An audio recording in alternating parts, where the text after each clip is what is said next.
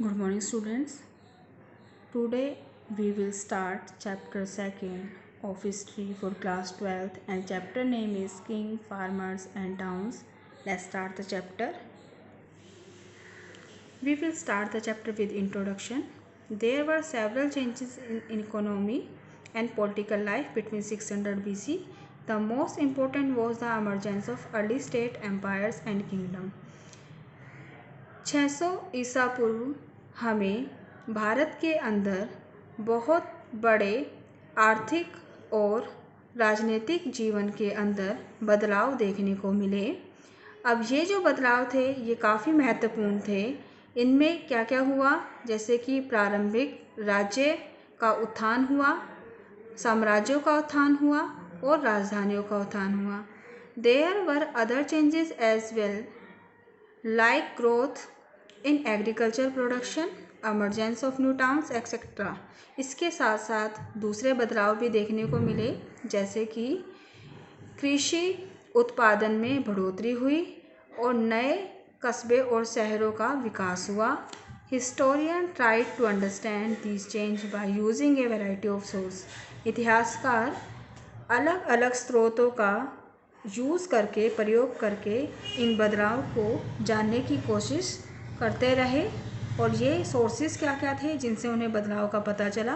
ये थे इंस्क्रिप्शन, अभिलेख, टेक्स्ट ग्रंथ और कॉइन यानी कि मुद्राएं। This is a complex process and sources do not tell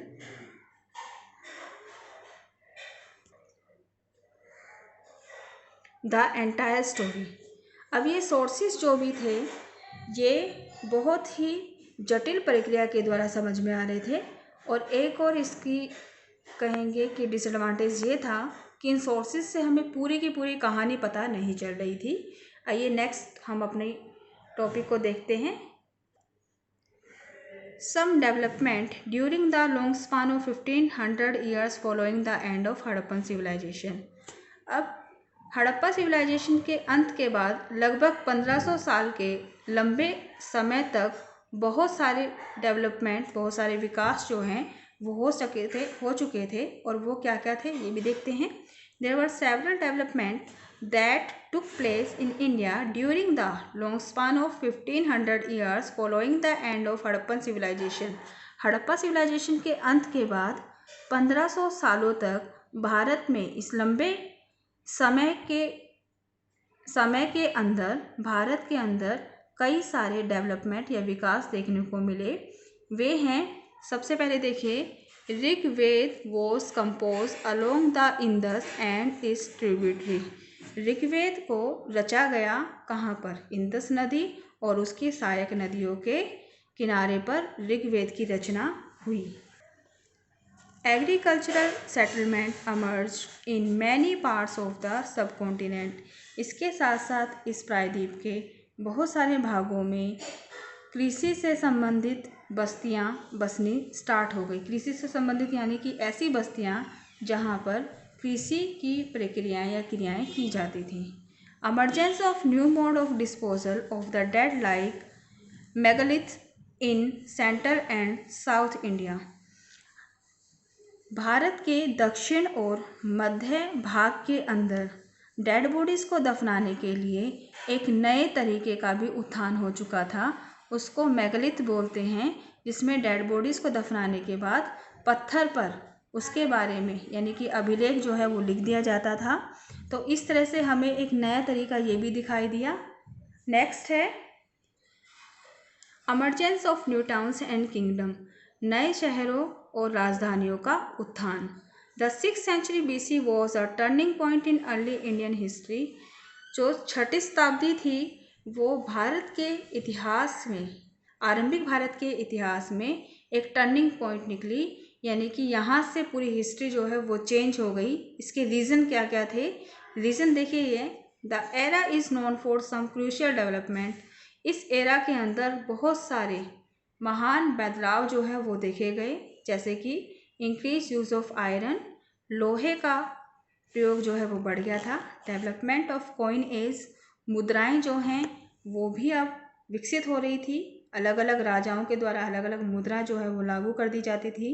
emergence of early state and cities, प्रारंभिक राज्यों और शहरों का उत्थान हो रहा था। Rise of new religions namely Jainism and Buddhism, नए धर्मों का हिंदू धर्म के साथ साथ दूसरे नए धर्मों का भी उत्थान हुआ, जैसे कि जैन धर्म और बौद्ध धर्म। अब नेक्स्ट है feature of महाजनपद।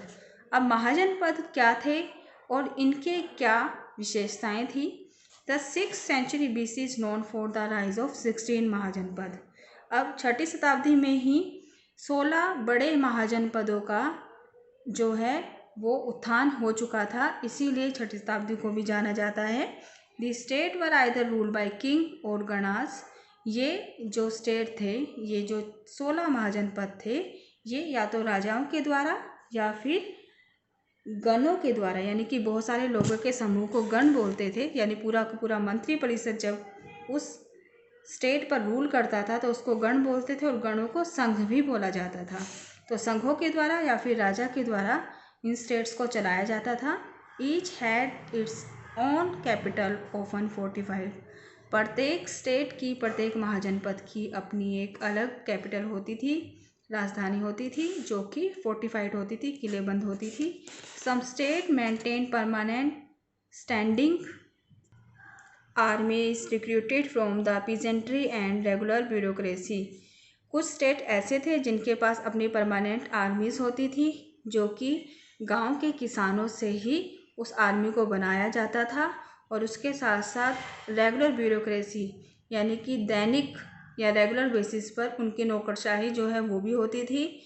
धर्मसूत्रा laid down norms for kings and other people, Dharmasutra के अंदर राजा के कार्य लिखे गए हैं कि राजा को किस तरह से लोगों के ऊपर शासन करना चाहिए, और लोगों को भी कार्य लिखे हुए हैं, लोगों की ड्यूटीज़ लिखी हैं कि उन्हें किस तरह से अपनी ड्यूटीज़ का पालन करना चाहिए। Function of the ruler were to collect taxes and tribute for people, जो रूलर्स था उनका मेन फंक्शन क्या होता था कि वो टैक्सेस को कलेक्ट करते थे और उसके साथ साथ लोगों की भलाई के लिए भी काम करते थे। तो यहाँ तक हमने महाजनपदों के बारे में देखा। अब कल हम देखेंगे, नेक्स्ट वीडियो में हम लोग देखेंगे factors responsible for the rise of Magadh. अभी के लिए आपका होमवर्क ये है कि आपको यहाँ तक अपने नोट्स को प्रिपेयर करना है। थैंक्स।